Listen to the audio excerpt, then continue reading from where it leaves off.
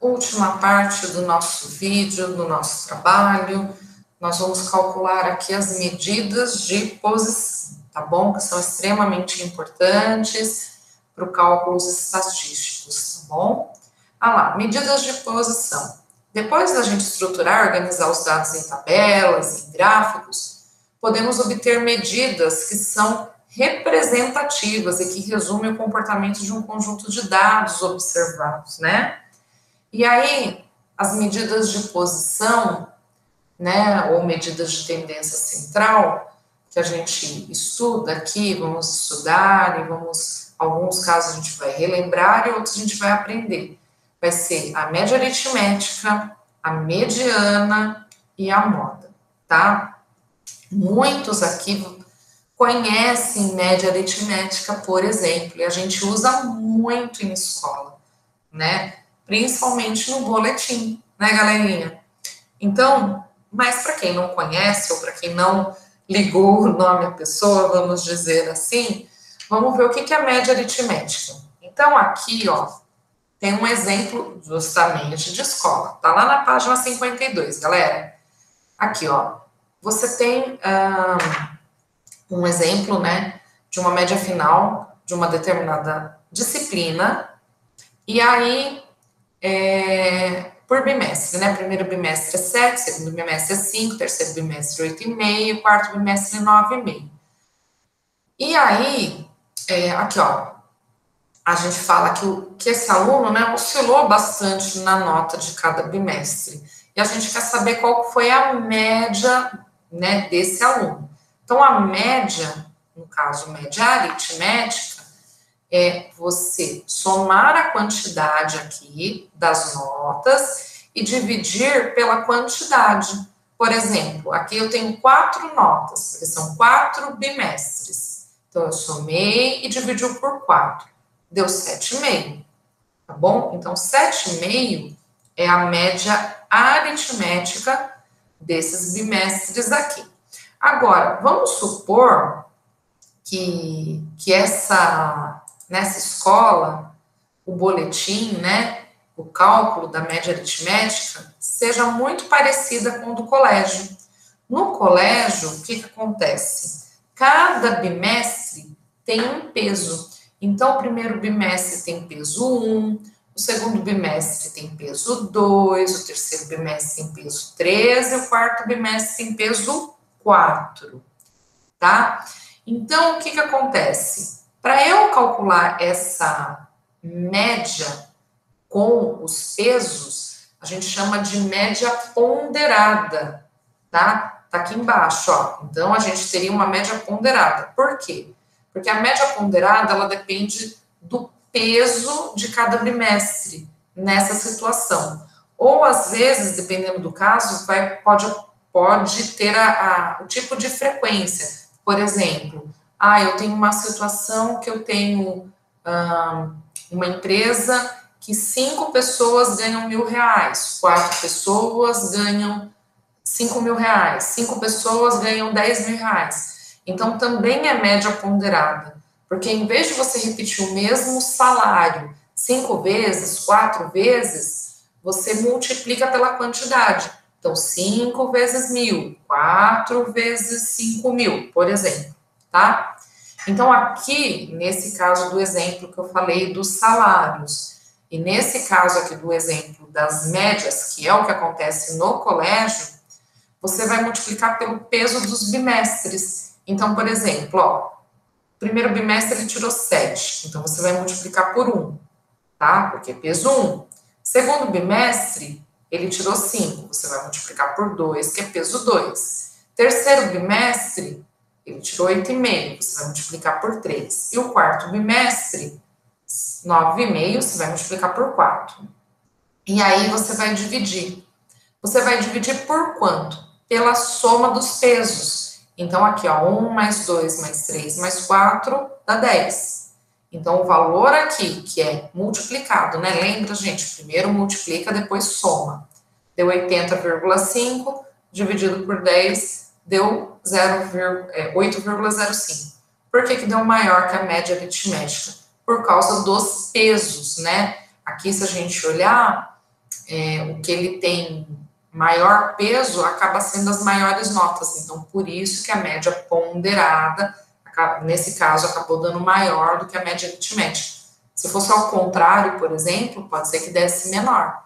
No caso dos salários, vamos supor que nesse exemplo eu falei de 15 pessoas. Então, você vai multiplicar a quantidade de pessoas pelo número de salários, da mesma forma que foi feito aqui.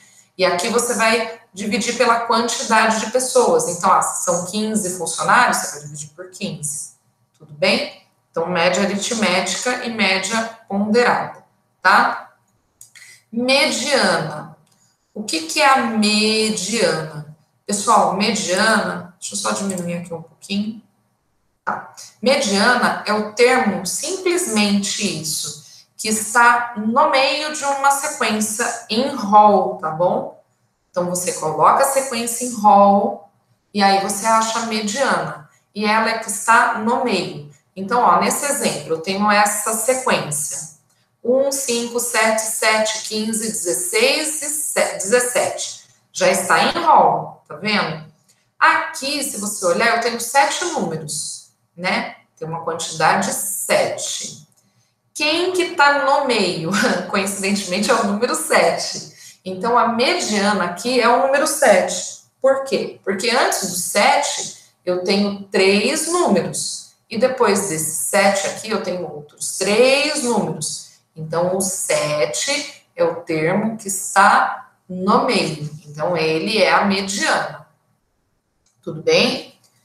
Bom, agora, esse caso aqui de baixo, né? Por exemplo, já está em rol, né? 10, 12, 12, 16, 20, 26, 27, 32. Você fala assim, eu não tenho um termo que está no meio, porque não é quantidade ímpar, quantidade par, que eu tenho 8, ó. 1, 2, 3, 4, 5, 6, 7, 8. Então, o que você vai fazer nesse caso? Você vai pegar os 2 termos que estão no centro, que nesse caso é o quarto e o quinto termo. Por quê? Porque eu tenho 3 que estão antes e 3 que estão depois do quinto termo. 3 que estão antes do quarto e 3 que estão depois do quinto. Aí você vai pegar esses 2 termos e vai tirar a média aritmética. Então, soma e divide por 2, porque são 2 termos. Então, dá 18. Então, nesse caso, a mediana é 18, tá? Tudo bem? Deu para entender? Mediana é bem tranquilo, né? A próxima coisa que a gente vai ver é a moda. Deixa eu diminuir um pouquinho. Moda, tá? E o que seria a moda? Moda é o maior valor, né? É o maior valor, perdão. É o valor que aparece com a maior frequência. Ou seja, você vai ter lá uma amostra. Dentro dessa amostra, você vai ver o número que mais aparece. Também eu aconselho deixar em rol, tá? Porque às vezes, se você não deixa organizado, você perde a moda aí.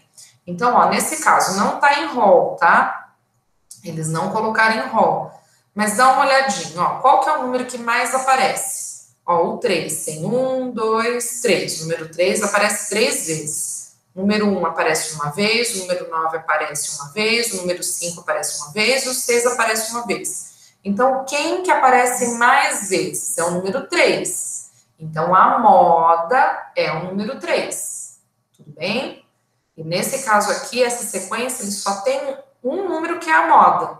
Mas, dependendo do caso, você pode ter mais de um número que seja a moda, tá? Então, ó, por exemplo, nesse caso, eu tenho o 0, que aparece 3 vezes, eu tenho o 1, que aparece 3 vezes, o 7 aparece 2, o 3 aparece 1 e o 5 aparece 1.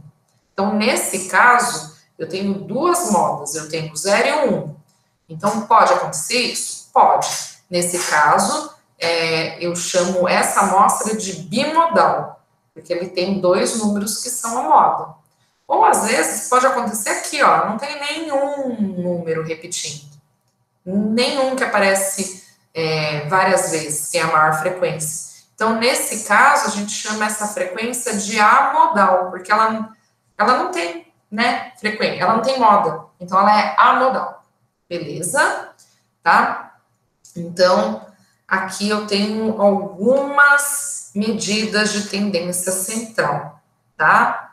Mas a gente precisa ver também medidas de dispersão. Por quê? Ó, vamos olhar essa situação.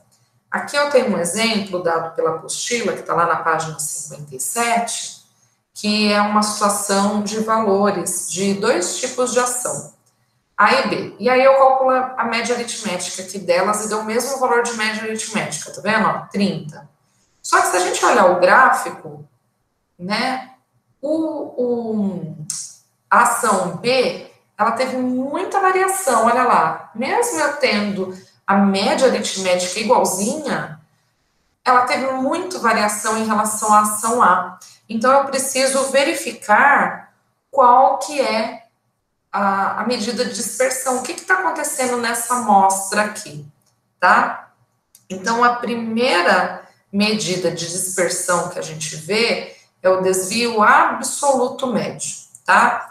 Então, o primeiro passo que você faz para calcular o desvio absoluto médio é calcular a média aritmética, tá? Então, você calcula lá a média aritmética. Então, se a gente já viu que vale 30, média aritmética.